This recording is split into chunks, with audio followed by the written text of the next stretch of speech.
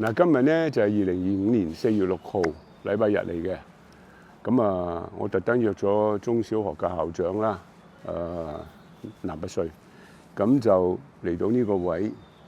咁其實呢個醞釀咗15年嘅一條接駁嘅樓梯，由即係小學直接駁入去呢個東鐵嘅旺角站咧，而家終於睇到嗰個地基啊，各方面啊都整好晒啦。咁大致上咧，將來就係喺呢個旺角站。而家因為東鐵過咗海咧，就打通晒全港九噶啦，新界啊都可以嚟到呢度咧，就行呢條直線嘅樓梯。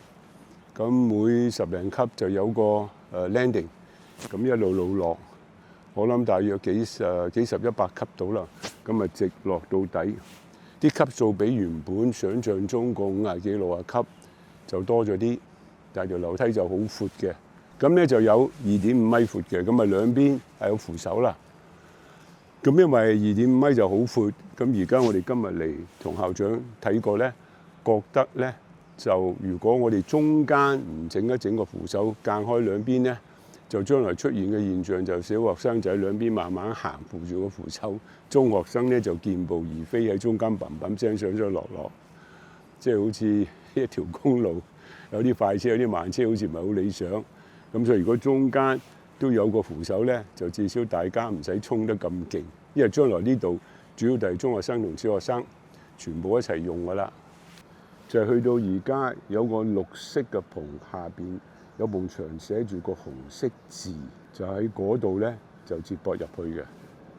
咁所以基本上駁咗入去咧就轉右，就駁咗入去港鐵嘅旺角站噶啦。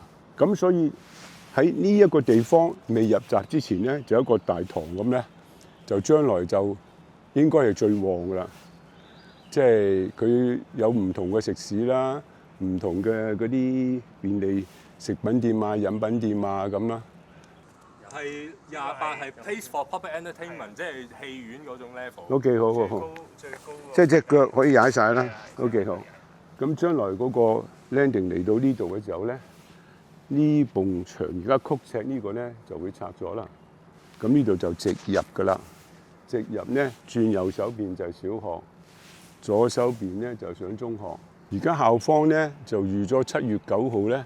就嗰個 grand opening 啦，正式即係開幕，即係開展用呢條梯。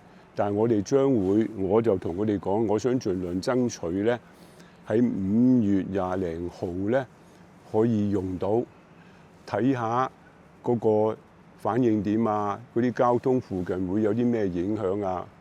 因為6月1號到啊開始考試啊，咁就睇唔出嗰個真相嘅6月1號考試。咁之前咧，全部都係要返學，咁所以係5月下旬，我哋想盡量開到睇一個反應點。到時我亦都會喺佢第一日開通嘅時候咧，落嚟自己嘗試行下呢幾十級、100級，係咪真係好辛苦咧？定係都可以嘅嚇。咁而家就係因為今日4月6號啦，講真就淨係得5、6個禮拜到，大家望落去咧。